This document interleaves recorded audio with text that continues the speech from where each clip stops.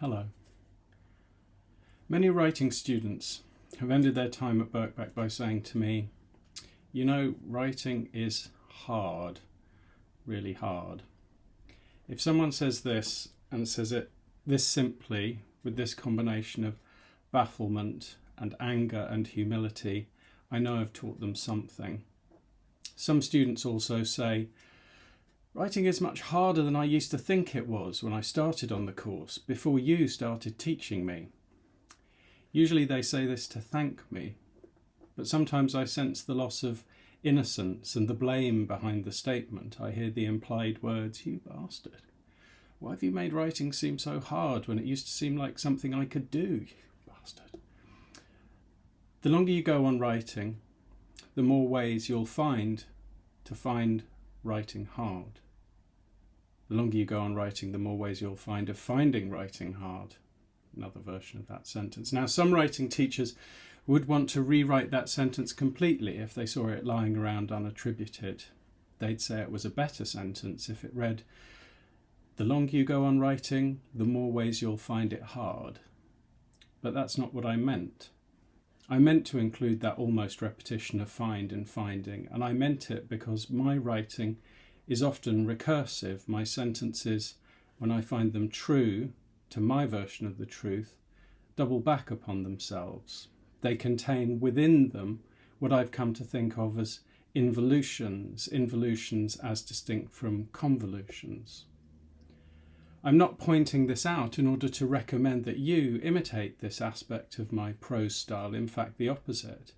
I'm pointing this out as a concrete example of how one writer can come to decide for themselves what good, true, interesting writing is. After doing a lot of writing and thinking about writing and admitting to themselves that there are kinds of writing they'd like to do that they just can't pull off. Writing is hard, yes, but sometimes it's hard because it's so easy. Writing is hard, but it's also the purest fun, the highest joy, the deepest trip, or it should be capable at any given moment of being those things. In thinking of what I'd like to say to you in summary, I've realised that most of the important stuff has been said better than I could say it by Flannery O'Connor in her extremely salty lectures, The Nature and Aim of Fiction and Writing Short Stories.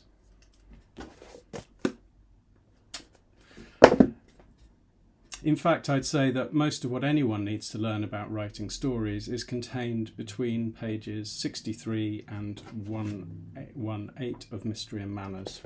For many years, Mystery and Manners was a set text on the creative writing MA. I've sat in classrooms in Gordon Square and Russell Square, in Westminster Kingsway College, in Shakespeare College, in Woburn House, in the London School of Hygiene and Tropical Medicine. I've sat and seen generations of students dismayed and angered and provoked by O'Connor's absolute lack of placatory bullshit. O'Connor has nothing to do with writing as therapy, writing as self-expression, writing as the wish to be seen as a writer, writing as pursuit of a successful literary career, writing as the desire to write a bestseller, writing as anything other than trying to write a better story than the last story. If I were to advise you to read and continue rereading any writing about writing, it would be these plain and exposing texts of hers. And so rather than trying to outdo or merely replicate O'Connor's advice, I'm going to accept secondariness and provide some commentary on 7 statements she makes. If I achieve anything in the next bit of time, I hope it will be to slow you down almost to a stop, to make you go back and back to Mystery and Manners with deeper humility expressed as attention to detail.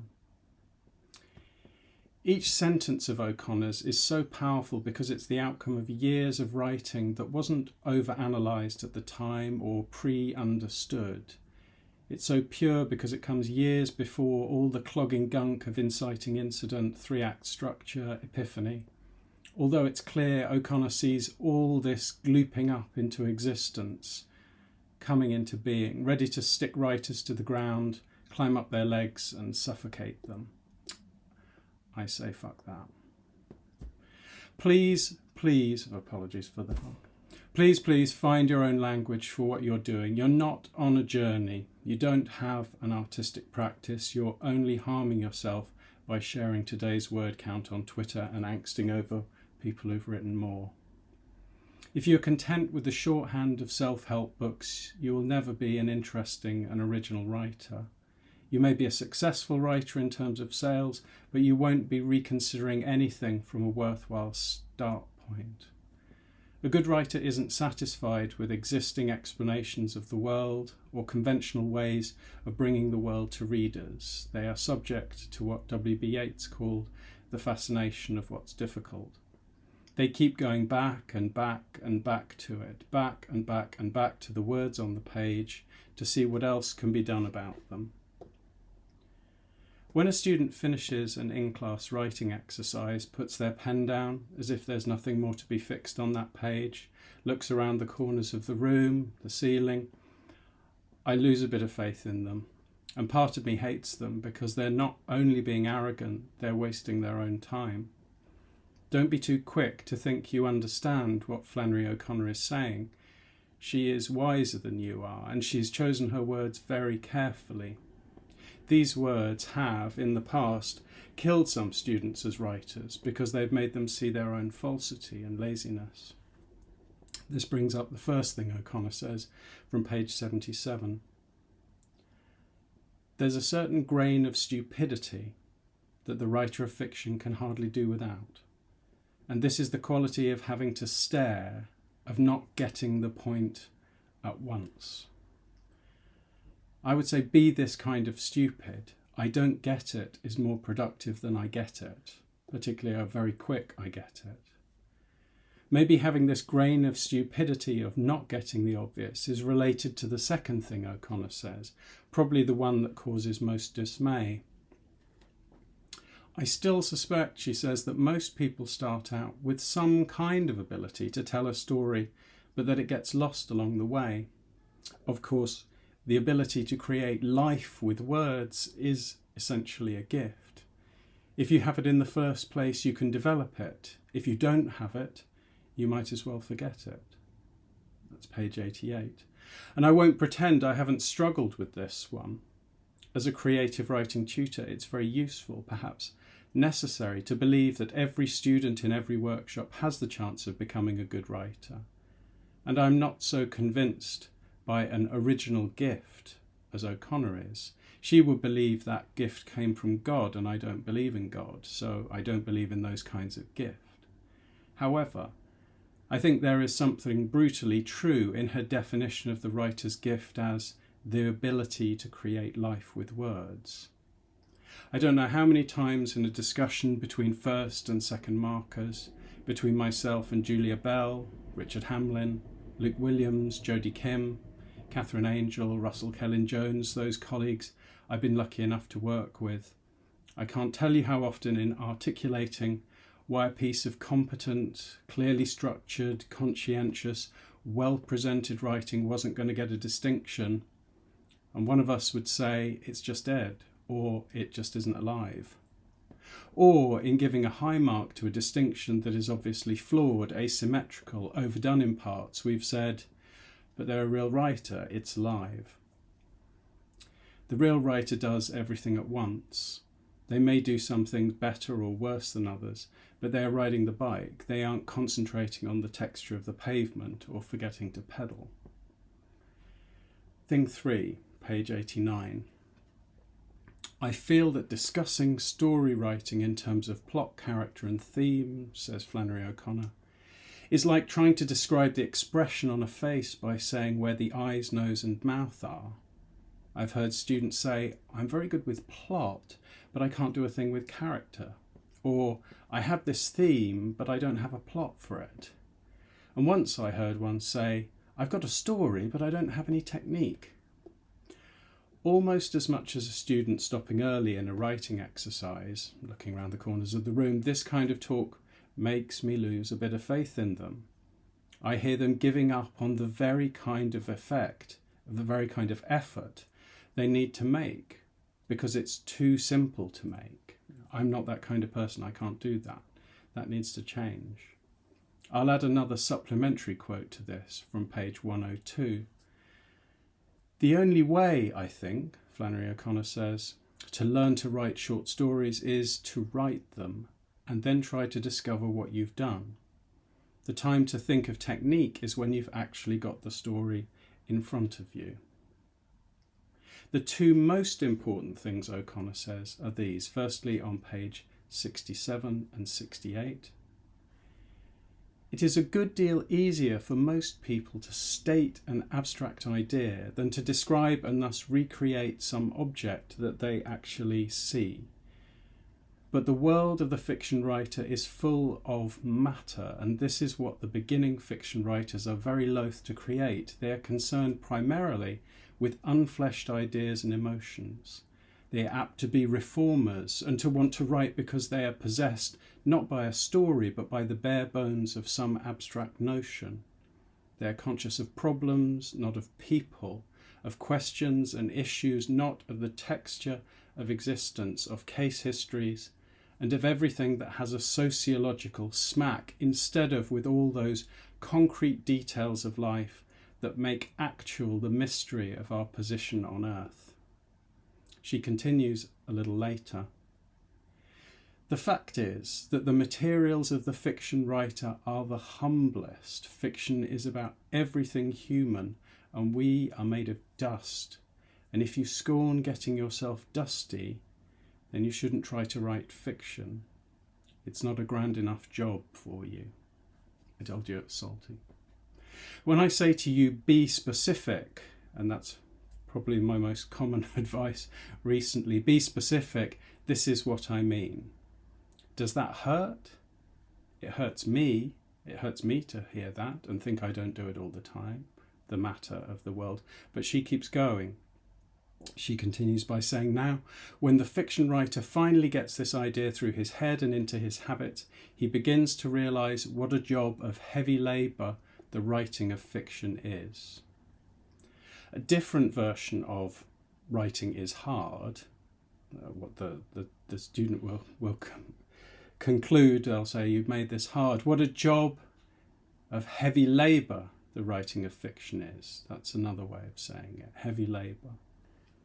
Fifthly, in speaking of how she wrote her story, Good Country People, Flannery O'Connor talks about the hardness of easy writing. Now, despite the fact that Good Country People came about in this seemingly mindless fashion, it is a story that almost no rewriting was done on. It is a story that was under control throughout the writing of it. And it might be asked how this kind of control comes about, since it is not entirely conscious. I think the answer to this is what Maritain calls the habit of art.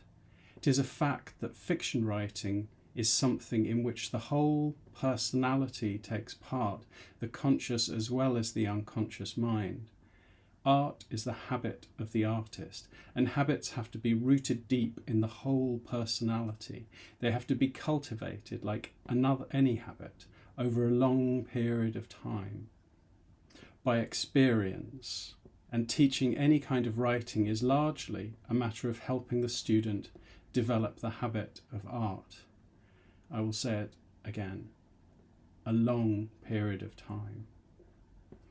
O'Connor concludes on page 101, I think this, the habit of art, is more than just a discipline, although it is that. I think it is a way of looking at the creative world and using the senses so as to make them find as much meaning as possible in things.